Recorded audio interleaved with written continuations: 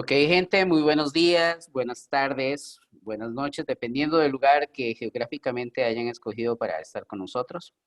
Un gusto de estar en este segundo año. Si bien es cierto, empezamos en enero de 2021 con la presencia de Vila por acá. Ya hoy empezamos normalmente nuestro programa de todas las semanas. Y gracias a Vila, precisamente hoy tenemos a un amigo nuevamente al otro lado de- del, del Océano Atlántico. Nuevamente nos vamos para España y es un gusto, David, que estés el día de hoy con nosotros. Bienvenido a nuestras citas ciegas y espero que pasemos un rato agradable hablando de tecnología y algo más. Pues muchas gracias por tenerme. Encantado de estar hoy con vosotros y bueno, pues esperando disfrutar una charla tranquila y bueno, comentar lo que surja. Perfecto. David, David Gómez, ¿cuál es tu nombre completo y en dónde resides actualmente, David? Mi nombre es David Gómez García y yo estoy residiendo actualmente en Madrid, en España. España.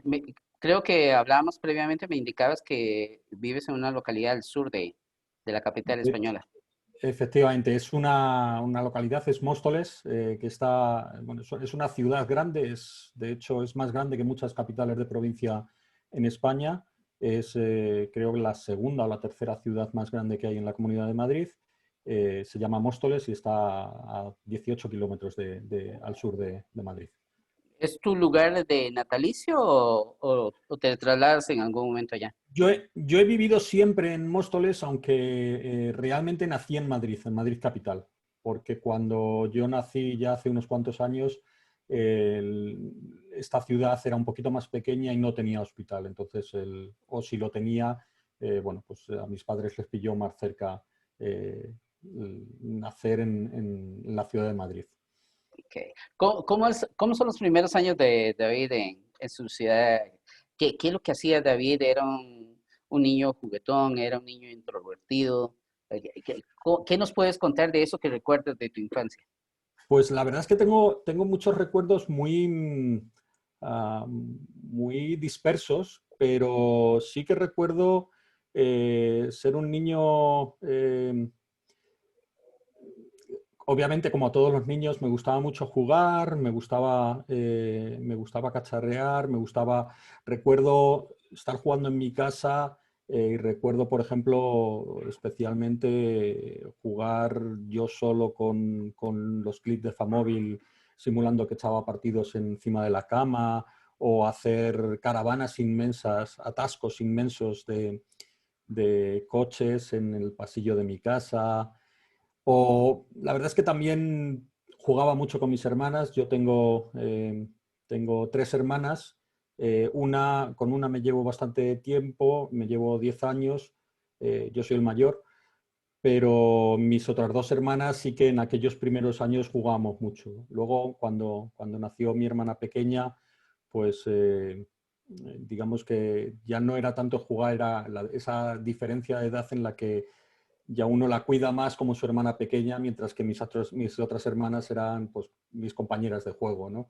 Y bueno, pues allí andábamos, alguna trastada hacíamos en casa y alguna trastada siempre recuerdo de mi madre que nos contaba cómo se la liábamos en casa. O sea que un poco trasto sí debía ser.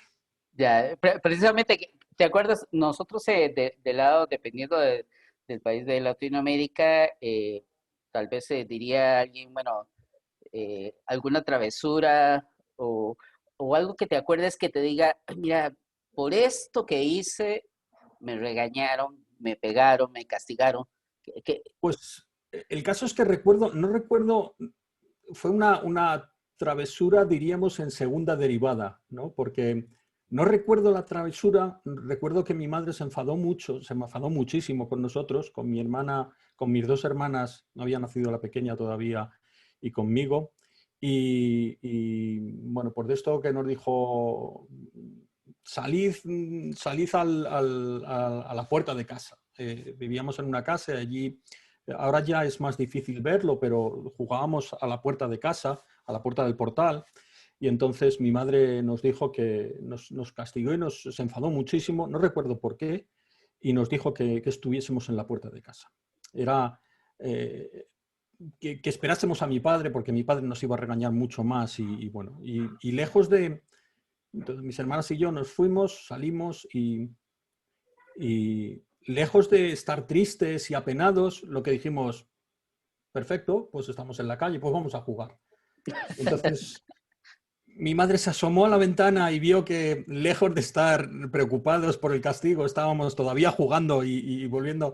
Y entonces nos llamó otra vez para adentro para decir, no, no sirve, no sirve el castigo. eh, os castigo, entonces lo aprovecháis para jugar. No, no, no, no ha servido. Pero no recuerdo qué originó el primer castigo, pero sí recuerdo la anécdota aquella de bueno, pues ya que estamos en la calle vamos a seguir jugando. Quisimos hacer del castigo algo positivo, ¿no? Algo No, no. positivo. Y sí recuerdo alguna otra trastada que nos gustaba hacer mucho cuando entrábamos en el baño y en el lavabo. Nos gustaba mucho a mis hermanas y a mí jugar a hacer una fábrica de jabón. Entonces echábamos champú y lo que hacíamos era con esponjas y con agua empezábamos a generar cada vez más espuma. Y alguna vez llegó mis padres y al entrar en el baño vio que estaba todo lleno de espuma y nosotros por allí entre la espuma metidos. O sea que alguna buena liamos, sí. ¿Cómo es el tiempo de adolescente, David? Pues cuando ya fui creciendo, yo recuerdo que me gustaba mucho el deporte. Yo tenía, también ya cuando fui creciendo, fui teniendo, más en la adolescencia, fui entonces descubriendo un poco más como dice hoy mi mujer, el gusto por los cables.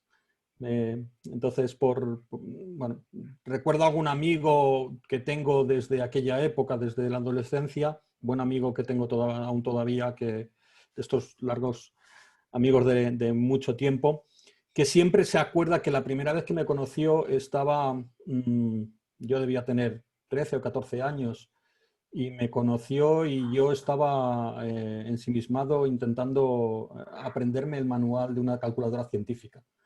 Entonces, viendo aquella máquina que era lo que podía hacer, intentando aprender todas las cosas que daba. Entonces, tuve una adolescencia donde ya empezaba a interesarme mucho un poco la parte de la tecnología,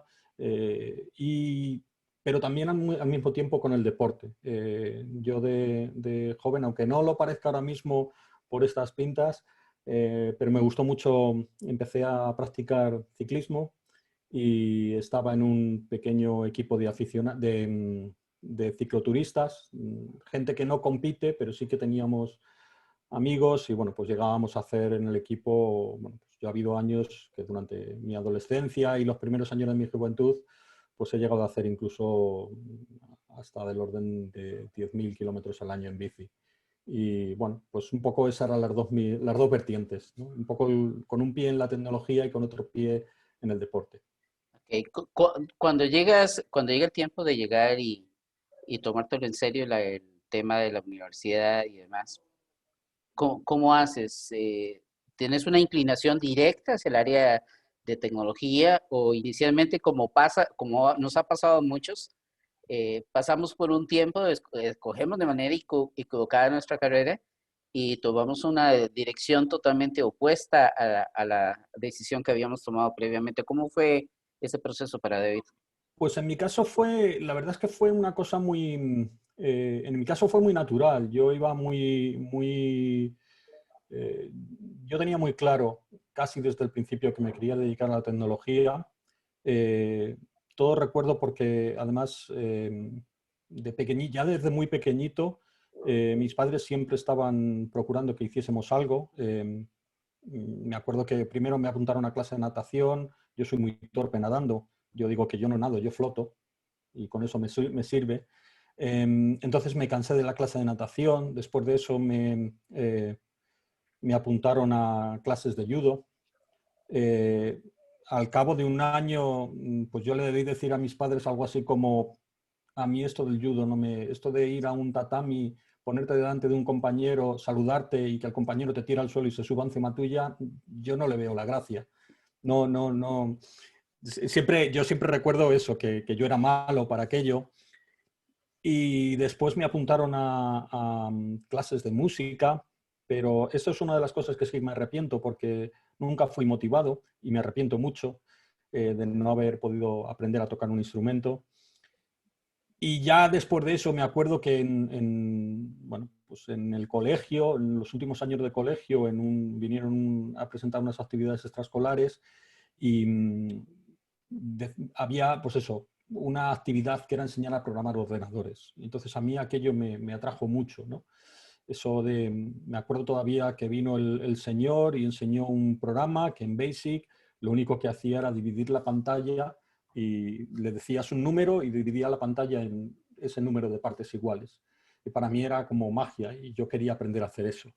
Era un programa hecho en BASIC. Entonces me apuntaron a un curso de BASIC y ya digo, yo debería tener entonces pues alrededor de los 12 años, quizá 11, y allí empezó todo, porque después seguí yendo a academias. Tuve la suerte además de que mi madre empezó a aprender a programar conmigo. Le llamó la atención y mi madre empezó a aprender a programar conmigo y se lo fue forzando. Digamos que yo cuando llegué al instituto y tenía que elegir, yo ya tenía claro que yo quería tecnología. Es cierto que inicialmente yo no quería estudiar informática, yo quería estudiar telecomunicaciones y recuerdo que tuve un profesor en segundo de bachillerato, 3 años antes de entrar a la universidad, sí, 2 años antes de entrar a la universidad, un profesor de dibujo, un profesor que yo tengo mucho recuerdo porque es de estas personas que te marcan mucho sin tener, no solo por lo que te enseña, sino por cómo era. Y recuerdo que hubo un día me dijo que él había hecho Bellas Artes y que él había estudiado telecomunicaciones, pero que cuando le quedaba pocas asignaturas para acabar, decidió que eso no le gustaba. Entonces me hizo replantearme si realmente yo quería estudiar telecomunicaciones por una imagen que tenía o... Y básicamente lo que me preguntó es, ¿a ti qué te gusta hacer? Y yo dije, pues a mí me gusta esto de programar ordenadores. Y dice, pues entonces hace informática, ¿no? Entonces fue el profesor como que me dijo, no, telecomunicaciones no es, tú lo que quieres es... Y desde entonces yo, bueno, pues decidí que apostaba por informática y en este proceso fue, ya te digo, fue un poco natural. Le tengo que agradecer a aquel profesor de, Carlos se llamaba, aquel profesor de dibujo de segundo de bachillerato, que fue el que me hizo ver, dice, pero tú planteate qué es lo que quieres. Si a ti te gusta programar ordenadores, telecomunicaciones no es quizá lo que inicialmente lo que estás queriendo hacer. Y bueno, pues a partir de allí fue todo en esa línea. Ok. ¿Recuerdas cuál fue tu primer ordenador?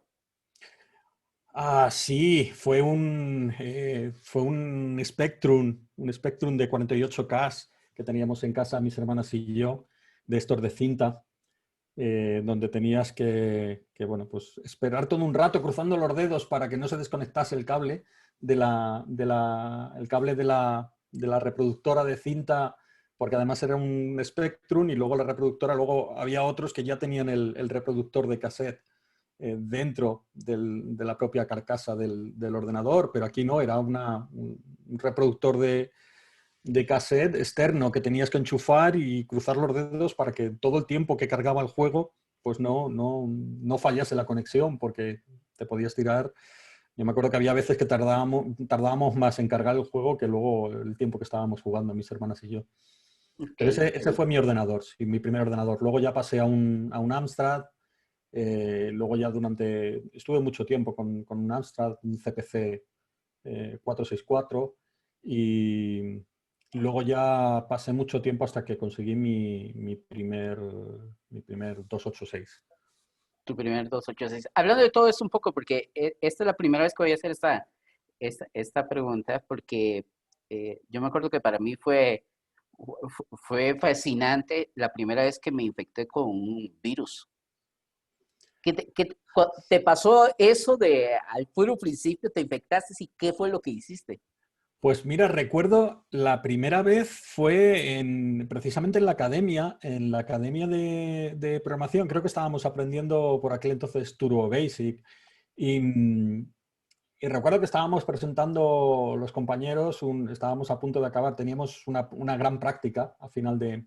Entonces el primer virus, que era el virus de la pelota, El y pues, ping-pong. sí, que aparecía una pelota dando vueltas en la Ajá. pantalla, entonces iba borrando las letras de la pantalla y, y nosotros como que éramos muy descreídos, ¿no? Diciendo, esto no es verdad, esto de los virus es una tontería, esto, ¿cómo va a ser? Pues al final es un programa que es una...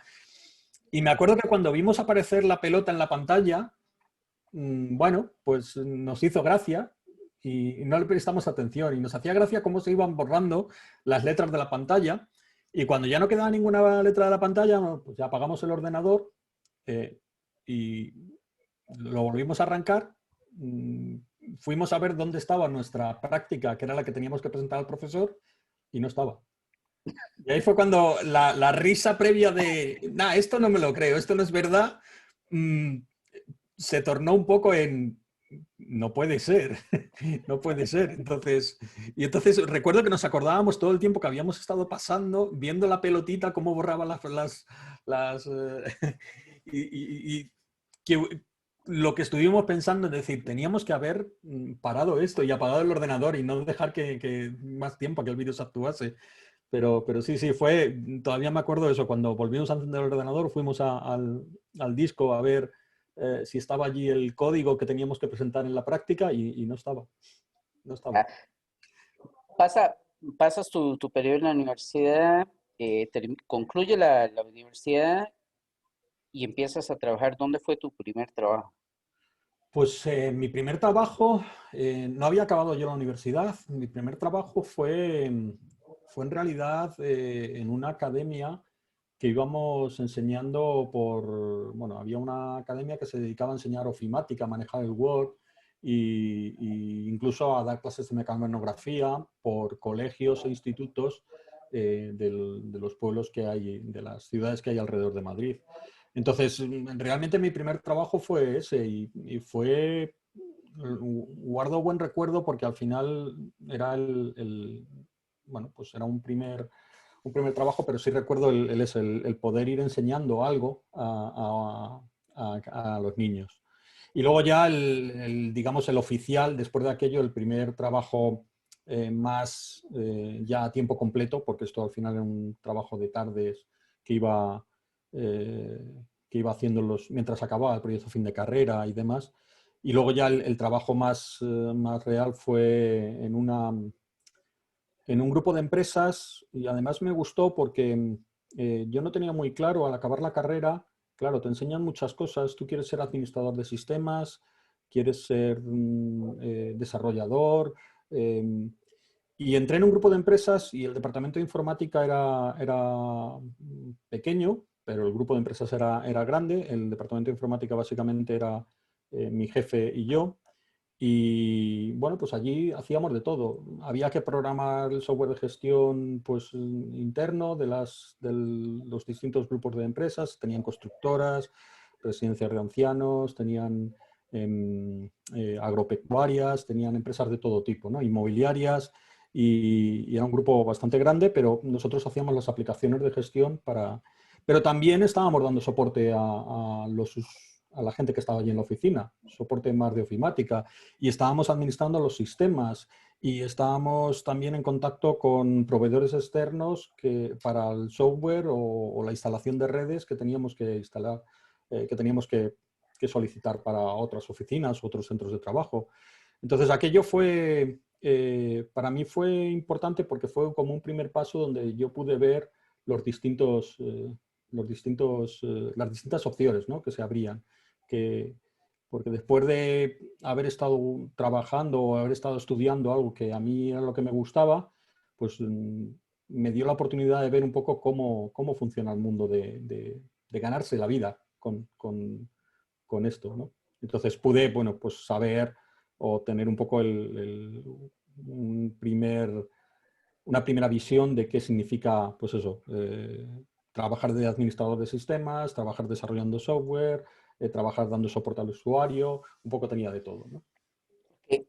Retomemos un instante antes de esta parte que me estabas contando de tu primer trabajo formal. Y aquí es un punto interesante porque todos de alguna u otra manera, en algún momento muy temprano en nuestras vidas, sobre todo todos los que hemos estado dentro del programa, encontramos esa vocación hacia lo que es la parte de enseñar, de compartir conocimiento y demás. Eh, Mm. ¿Cuándo te das cuenta que tienes eso dentro de ti? Pues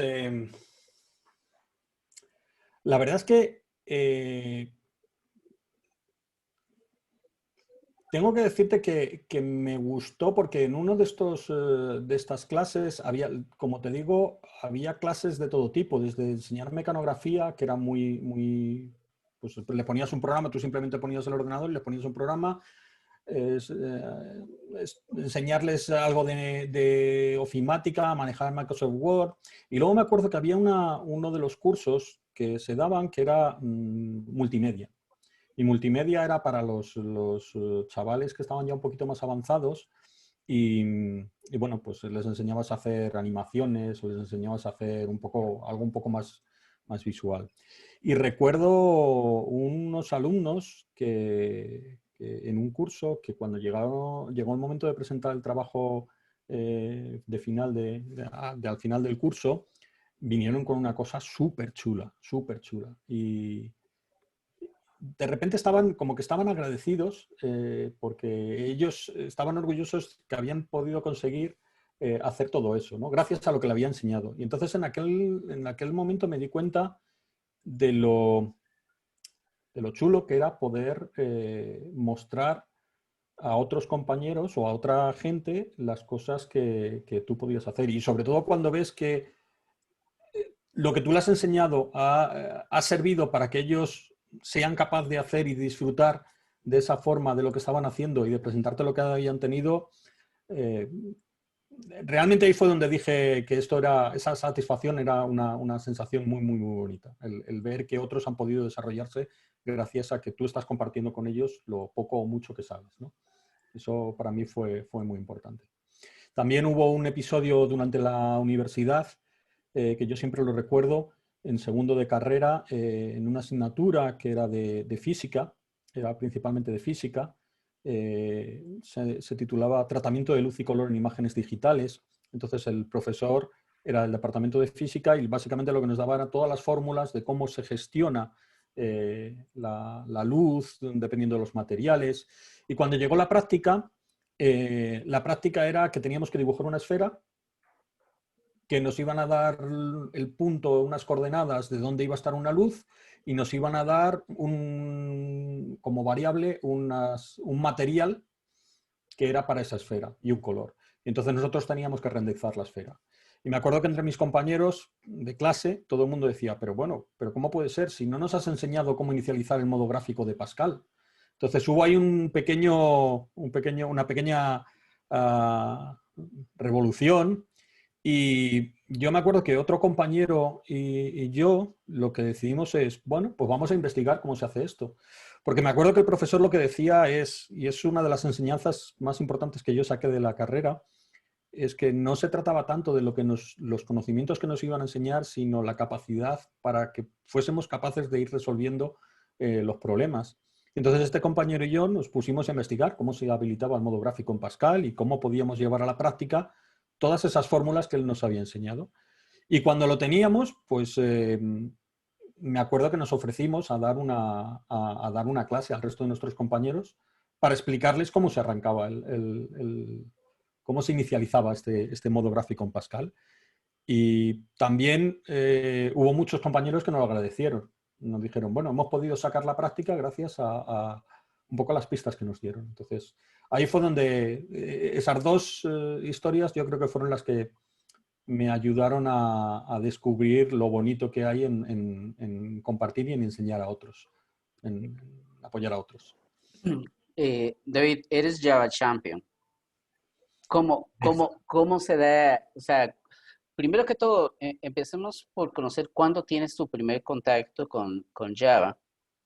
¿Cómo te empiezas a involucrar dentro de este mundo? ¿Y cómo llegas a convertirte en un miembro activo de lo que es la comunidad de usuarios Java de Madrid propiamente? Pues yo me acuerdo que la primera vez que oí hablar de Java fue en en la carrera, cuando yo estaba, cuando estábamos para elegir en qué hacíamos nuestro proyecto fin de carrera. Me acuerdo que uno de mis compañeros dijo, yo voy a hacer un editor visual para un lenguaje nuevo de programación que ha salido que se llama Java. Y como es un lenguaje de programación, solo ha salido el compilador y no hay IDEs. Entonces yo como proyecto fin de carrera voy a hacer eso.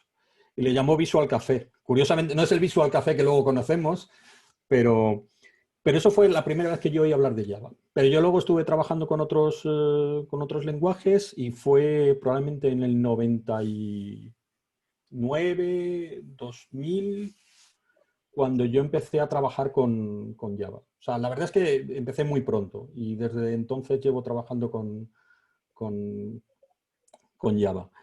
Em, Cómo yo entré en contacto con las comunidades fue una cosa un poco curiosa también, porque em, yo empecé, estamos hablando ya alrededor de 2009, 2010, yo empecé a participar en algunas conferencias y me acuerdo en concreto en 2010, bueno, pues participé, la primera conferencia en la que participé como speaker fue en el Spring I.O. en Madrid, una conferencia que organizaba también el que hoy es un buen amigo. Y,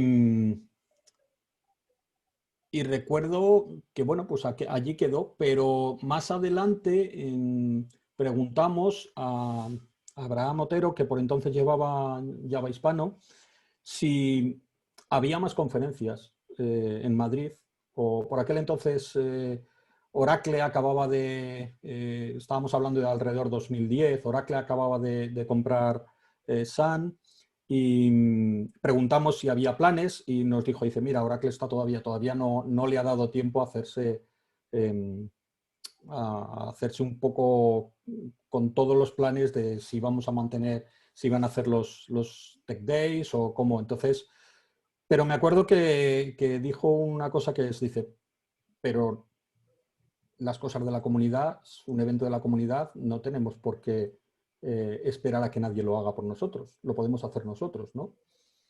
Y dijo algo así como, no recuerdo exactamente las palabras, pero dijo, si queréis un evento en Java, hacedlo vosotros. Y ahí quedó la cosa. Pero bueno, yo conocí, por aquel entonces también tuve la suerte de que conocí a los organizadores del Java User Group de Roma, porque la empresa para la que trabajaba queríamos conocer gente allí y fuimos a un evento que se organizaba el antiguo Java Day en Roma. Y de allí surgió la posibilidad de poder empezar a organizar un evento en Madrid. Y yo organicé bueno, pues gracias a aquella colaboración, el Java Day de Roma lo habían cambiado el nombre, lo llamaban CodeMotion, y cuando estuvimos allí, mi jefe y yo, pues nos gustó mucho y dijimos, esto sería chulo tenerlo en Madrid. Y me acuerdo que uno de los organizadores pasó y dijo, hacedlo en Madrid para toda España. Y de estas cosas que no piensas, dices, no, es imposible, esto es mucho esfuerzo. Pero luego yo aquí en Madrid coincidí con otra gente, otras comunidades, en varios eventitos pequeños, y me acuerdo que un día me decía alguien de la comunidad Agile, me decía, el problema que tenemos aquí es que tenemos la sensación de que al final las conferencias que tenemos, las comunidades que tenemos, siempre nos vemos los mismos, no llegamos a gente nueva. Y esto me lo dijo el de Agile Madrid o Agile Spain. También alguien de Madrid JS o de una comunidad de Sevilla, no recuerdo quién, decía también algo por el estilo, que no podíamos llegar a gente nueva. Y entonces se me ocurrió que podía ser bonito tener un punto donde no fuese una conferencia de Java, sino una conferencia de muchos lenguajes distintos. Donde yo obviamente iba a ir a una conferencia porque va a venir un ponente muy importante de Java. Y yo voy a escuchar a este señor. Pero a lo mejor si estoy allí y veo que hay en mi cabeza lo que decía es, oye, si yo voy a una conferencia y de repente me encuentro con que, claro, el problema es que cuando vas a las conferencias todas las charlas son avanzadas, porque es por las que tú vas. Pero si de repente yo me encontrase allí una conferencia, una charla de un lenguaje como Python o como .NET o como una charla introductoria, pues a lo mejor ya que estoy allí aprovecho para aprender algo nuevo. Entonces con esta idea me acuerdo que empecé a contactar o a comentárselo a varios de estos organizadores de distintas comunidades, pero sin ninguna pretensión, porque al final yo era un humilde asistente de estos que vas a las conferencias y estás sentado allí viendo otros lo bien todo lo que saben, ¿no? Y me acuerdo que se lo comenté, digo, oye, a lo mejor podíamos tener esto, un espacio donde hubiese charlas de nivel avanzado, pero charlas de nivel muy introductorio. Entonces, a lo mejor con eso podemos romper estos límites que hay entre comunidades, ¿no? Y de repente aquello empezó a crecer y nos juntamos lo tengo grabado, 1118 personas en la primera edición de aquel evento. Y además en contacto con las universidades, había muchos estudiantes que querían entrar en contacto también con cómo era el mercado laboral y pues, cómo era vivir de esto. Y entonces todo esto fue como, para mí, pues bueno, acabó la primera edición y ya estábamos pensando en hacer la segunda. Yo después de la segunda ya, bueno, pues por algún tema también que no viene al caso, pues ya me fui retirando, ¿no? Y decidí, bueno, pues la verdad es que tenía otros intereses. Pero sí que es cierto que de allí, pues de repente se estaba volviendo a reflotar el Java User Group de Madrid y hablando con 3 o 4 que estaban diciendo, oye, ¿cuándo podemos tener la próxima sesión? Intentar recuperar el Java User Group, que estaban haciendo pues, un mexicano que estaba afincado en Madrid, Mario Camus, y Nando Sola, estaban intentando reflotar el Java User Group de Madrid. Y en una de esas conversaciones dije, como broma, dice, oye, pero si vais a poner el Meetup, no lo pongáis este miércoles, ponedlo el próximo, que este miércoles no puedo yo. Y automáticamente eso me dijeron, vale, pues eres uno de los organizadores con nosotros ya. Entonces, y la verdad es que fue bonito ir empujando, ya te digo, sin pretensiones y al final como de forma muy natural, ¿no? Juntándote con la gente que tiene los mismos intereses que tú y al final tratando de debatir de tecnología. Por aquel entonces yo recuerdo que al mismo tiempo con Israel Alcázar, que estaba montando en Madrid el JavaScript, el grupo de usuarios de JavaScript, él lo montó como un grupo de estudio, ¿no? Entonces, yo vengo de una época donde hemos visto que muchas de las comunidades han surgido así, como, oye, vamos a juntarnos porque queremos aprender todos juntos y ninguno sabe nadie más que... Y al final fueron, como yo digo, yo creo que la semilla de cómo se han ido creando muchas comunidades, con ese espíritu de, oye, vamos a compartir lo poco o mucho que sabemos y con esto nos hace crecer entre todos. Y esa es probablemente una de las cosas que más me tiene a mí convencido de lo que es el espíritu de la comunidad, ¿no? Es Hay, porque me ha dado mucho esta filosofía de compartir lo poco que sabes y aprender de lo que saben otros. precisamente, bueno, venimos de un año con pandemia, un año donde hemos tenido que ir guardando distanciamiento con la gente y demás. ¿Qué es lo que más extraña, David, en estos 13 meses de pandemia, de aquellos encuentros con tus amigos a la hora de organizar un evento? ¿Qué es lo que hoy dirías, reconozco que esto podría haberlo hecho más y no lo valoré de esta manera y hoy por hoy, hoy que no puedo, quisiera hacerlo? Pues te refieres a lo que echo de menos de antes de la pandemia. Ajá. De, que pues realmente eh, la verdad es que ahí el contacto con la gente es una cosa que yo creo que a todos nos está pasando mucho.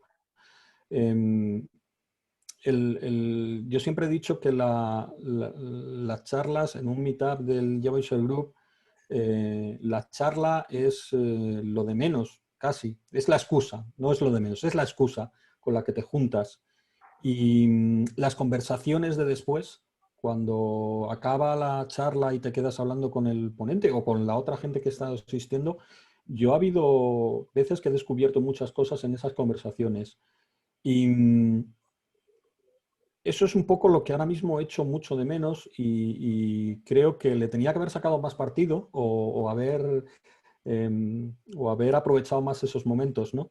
Porque es verdad que ahora en estos tiempos de pandemia, que estamos pasando todo al formato online, por un lado tiene la gran ventaja de que nos ha permitido abrir canales de comunicación y estar en contacto mucho más cercano con gente que está mucho más lejos. En el caso del grupo de usuarios Java, pues, por ejemplo, a los Java User Group de España nos ha permitido tener una relación mucho más cercana con los Java User Group de Latinoamérica. Y de cuando en cuando tenemos, entre algunos de los miembros, tenemos nuestras charlas y tenemos... Y eso, por ejemplo, es muy positivo del canal de comunicación online, pero te llega más gente, pero al mismo tiempo la gente que tenías más cerca, ahora la relación no es igual, ¿no? Falta, no sé, a nosotros, y eso es verdad que es una cosa que hemos hablado en Madrid Jack, a nosotros nos está costando encontrar el formato en el que los meetups online le saquemos todo el partido que le sacábamos antes, toda esa energía que teníamos en la charla presencial. No sé, nos está costando incluso la motivación, ¿no? A veces porque dices, bueno, vamos a montar una charla y dices, pero claro, es una charla que a lo mejor es una grabación en vídeo que ya la tienes porque hay ponentes que la han dado y la puedes ver online, pero ya no tienes al ponente igual de cerca. Estamos intentando hacer cosas como tener bueno, pues una especie de encuentros con realidad virtual a través de Mozilla Hubs y eso, hombre, te acerca un poco más a esa conversación, pero es una de las cosas que yo creo que tenemos todavía que encontrar la forma de hacerlo funcionar. Ese contacto humano, ¿no? Ese, esa sensación de estar cerca de otro miembro que está compartiendo sus intereses y su rato allí contigo en esa charlita que echas después de que el ponente ha dado su charla, ¿no? Precisamente de estar participando en esos eventos, nos indicabas previamente que has participado en algunos eventos como speaker. Tengo que has impartido una gran cantidad de cursos de formación también desde hace aproximadamente 11 años. Una experiencia a la hora de andar en uno de esos eventos y conocer a esa persona que vos decías, puña, la admiro porque conocí una parte de su código, luego esto me sirvió como base para luego algo. ¿Alguna experiencia que hayas tenido con alguien del exterior o inclusive del mismo España que pensabas que tal vez no era como tan factible llegarlo a conocer y establecer un diálogo bidireccional con él? Pues mira, yo siempre lo digo, me sorprende mucho porque probablemente hay muchos, ¿eh? Hay muchas de estos contactos que cuando conoces a la persona y cuando normalmente lo estabas siguiendo porque lo has visto en muchas charlas, dices, es un dios, está en otra liga y más, bueno, pues cuando tendemos a ensalzar demasiado a gente en las conferencias, ha habido muchos casos donde luego descubres que la gente es muy, muy cercana y le mueve mucho el espíritu de colaboración. Pero yo destacaría uno porque fue uno de los primeros quizá y me supuso una gran sorpresa. Fue Heinz Cabut. Heinz Cabut es el autor del Java Specialist Newsletter. Yo lo conocí allá por 2011 o así y lo conocí en Creta, porque yo me iba a formar como instructor certificado de sus cursos. Entonces él iba a correr una sesión que se llamaba Train the Trainer, que básicamente era, bueno, pues voy a dar un curso, pero en una versión mucho más rápida, y lo que voy a hacer es hablar no solo de los contenidos, sino de cómo es la mejor forma de impartir los contenidos, cómo uno puede ser didáctico y demás. Entonces nos juntamos allí en Creta, que es donde él vive. Pues yo siempre digo que parecía como los chistes estos que dicen va un español, un francés y un... porque había un compañero de Sudáfrica, había otro chico de Francia, había otro chico de Alemania, había otro chico de Estados Unidos, había varias gente, ¿no? Y me acuerdo que yo llegué un día antes de que empezase el curso y, y coincidí en el hotel con el chico que venía de Sudáfrica. Y Heinz Cabot nos decía, oye, como venís un día antes, os voy a recoger en el hotel y nos vamos a ir os voy a ir a enseñar la isla de Creta. Vamos a ir a conocer alguna playa y yo me acuerdo que cuando nos recogió en el hotel fue una cosa como, él me decía, o sea, claro, yo iba allí pensando que me iba a encontrar con un poco menos que un semidios del Java, ¿no? El autor de Java Specialist y cómo le puedo, este señor, bueno, además fíjate, firma todos sus correos como doctor, toda la información que nos ha mandado para que nos preparásemos para el curso es una pasada. Y cuando llegó allí, pues eso, nos estaba tratando pues eso, nos llevó a hacer una barbacoa allí en la playa, luego estuvimos en su casa, eh, y te das cuenta que es una persona como tú, además, luego yo dando estos cursos, cuando yo daba los cursos me acuerdo que había gente que decía, oye, he conseguido este ejercicio y lo he conseguido con un algoritmo que a lo mejor es mejor, he mejorado el rendimiento. Y yo le decía, escríbele a Heinz, se lo cuentas. Y la gente me decía, no, porque no me va a contestar, y escríbele. Y luego a lo mejor a los días me contestaban y dice, oye, que me contestó y además mmm, empezamos a discutir cuáles eran las opciones y entonces esta cercanía, de repente es una persona como tú, es una persona que yo me acuerdo, bueno, pues Heinz, sin conocernos de nada prácticamente, porque nos habíamos intercambiado por correos, pues estábamos allí en su casa y estábamos compartiendo con él, bueno, pues comida, nos había abierto la puerta de su casa y es una persona... Y luego en las conversaciones, pues son conversaciones que yo podía estar teniendo Me acuerdo que aquel año le invitamos a venir a la conferencia que te decía que organizamos en Madrid y yo le estaba llevando también de un meetup a otro y en las jornadas previas. Y me acuerdo que me estuvo contando, porque yo iba a tener mi primer hijo entonces, y pues me estuvo dando pues, los consejos de padre, ¿no? De cómo él había educado a su hijo o qué era lo bonito, que era...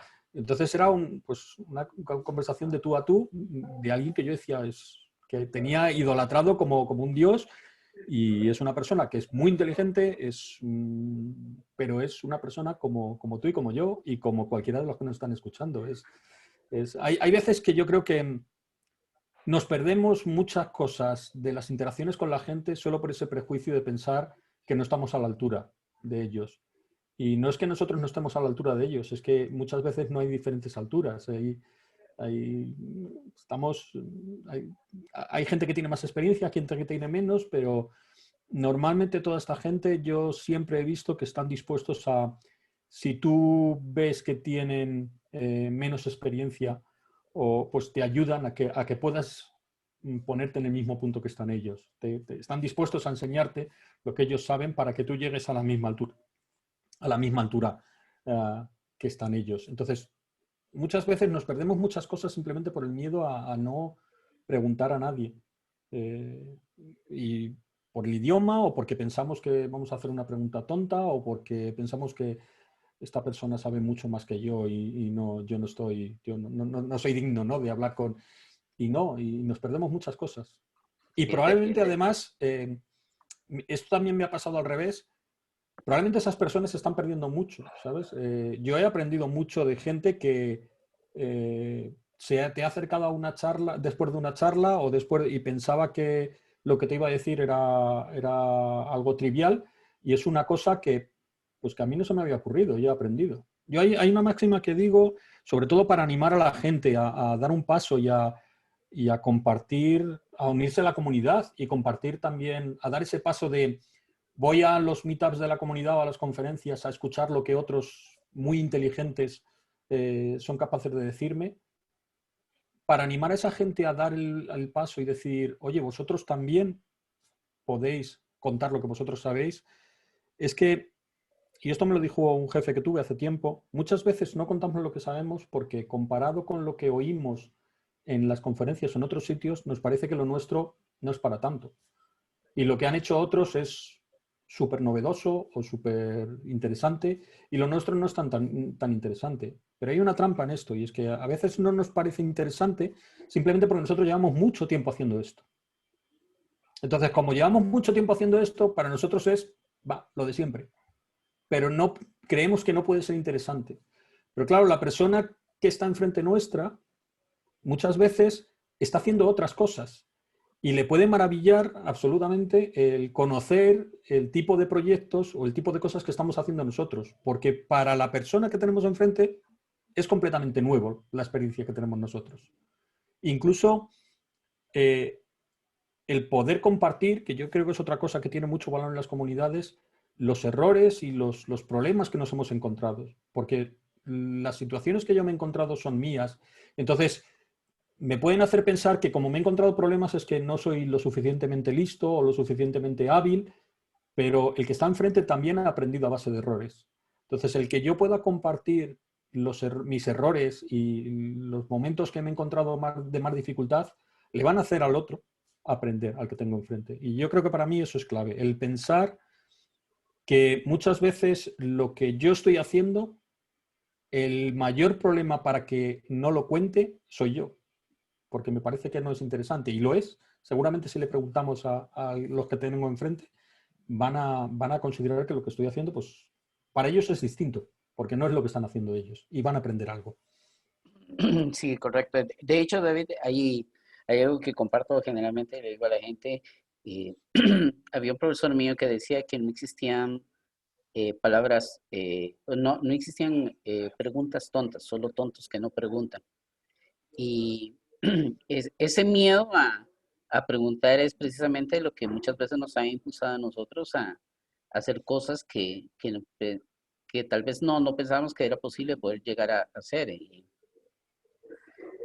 ahorita, bueno, mando un saludo a Aníbal en Guatemala, es un viejo amigo vos desde la ventana de Java y yo desde la ventana de Oracle inicialmente, que a final de cuentas es lo mismo, pero en el año 2012, si mal no me equivoco, estábamos en un evento en Ciudad de Guatemala y Aníbal se nos acerca, él es miembro hoy por hoy de la comunidad, del grupo de usuarios de Guatemala, y nos decía, mira, Ronald, yo recuerdo, tengo muchos años de trabajar y yo todos los años ansiaba ir a un Oracle Open World, a conocer a un Tom Kite, conocer a un Tim Hall, a un Graham Good, porque leía sus notas, leía sus blogs, leía los libros, pero desgraciadamente no era posible poder ir a un Oracle Open World por el costo, lo que significaba y demás.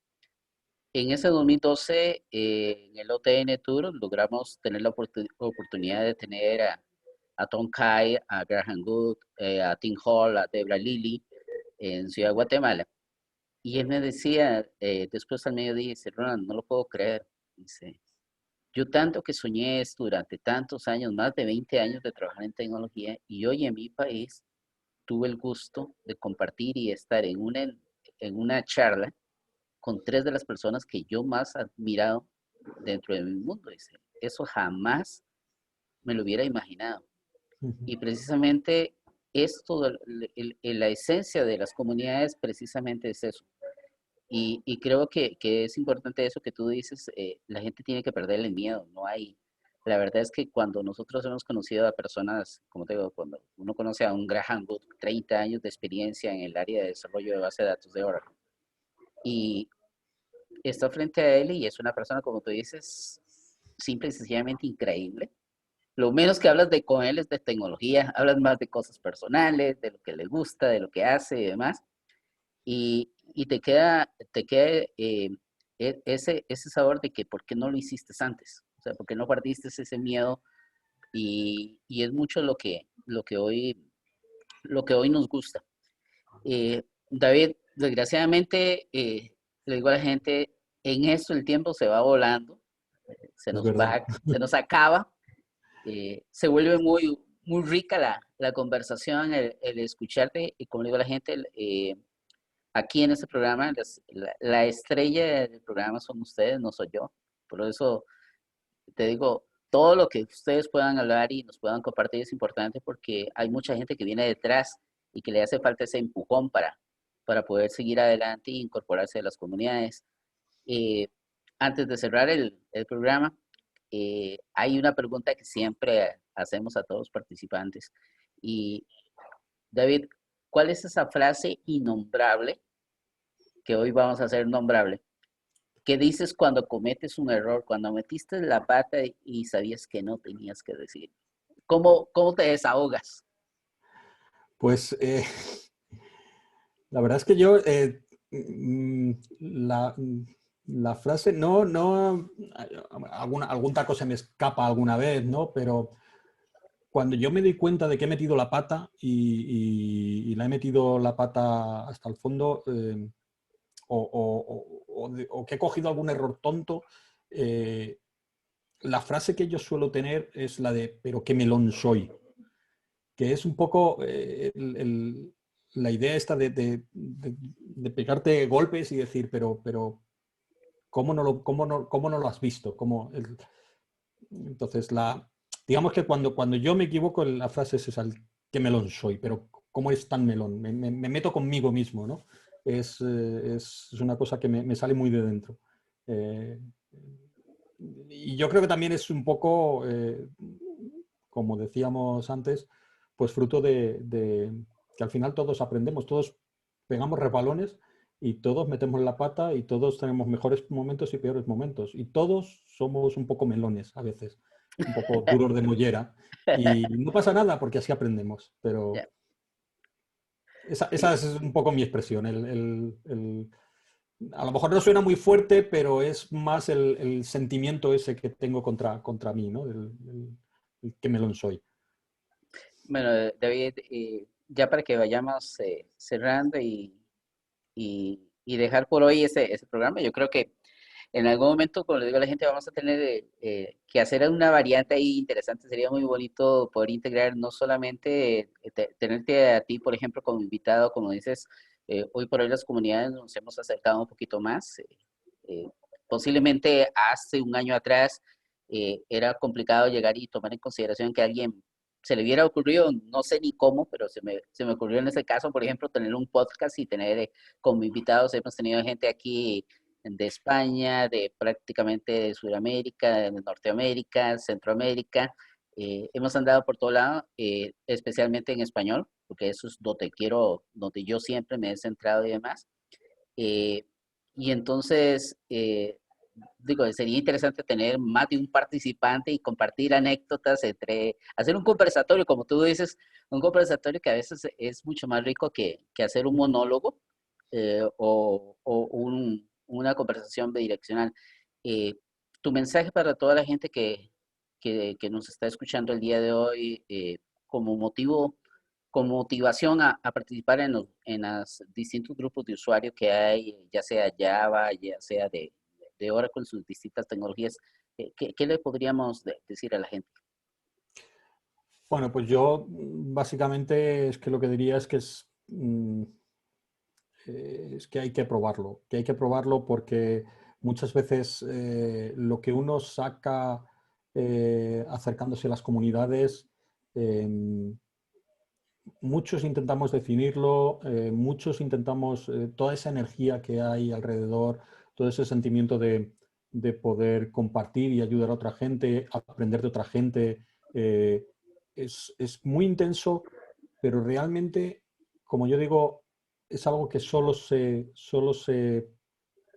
se puede comprender una vez que lo empiezas a vivir. Entonces, para mí yo lo que diría es que que busquen su grupo de usuarios de una tecnología, de varias, y que empiecen a compartir, a acercarse y que al final yo hay muchos amigos que he sacado de estas conversaciones y lo que yo digo es que una vez que uno ve que la pelota echa a rodar, esa pelota no para.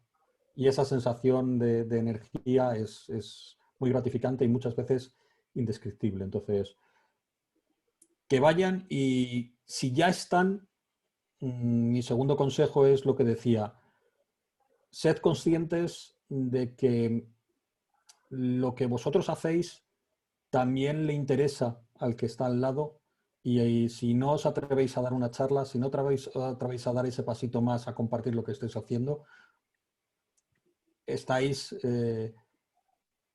evitando que los demás aprendan de vosotros. Entonces, es que es indescriptible, es que hay que hacerlo. Y luchar con los nervios, porque yo sigo diciendo que yo todavía me pongo nervioso antes de dar una charla, pero el subidón que te da de energía y de satisfacción después de haber dado una charla, cuando ves que la gente ha aprendido cosas y que le ha sido útil a la gente, es compensa con creces. Bueno, David, muchas gracias, de verdad. Un gusto tenerte y como decimos aquí en Costa Rica, pura vida. Muchas gracias Pura por tu vida. participación. Muchas gracias por tenerme. Ha sido un placer. Y a ver si nos vemos pronto. Claro que sí.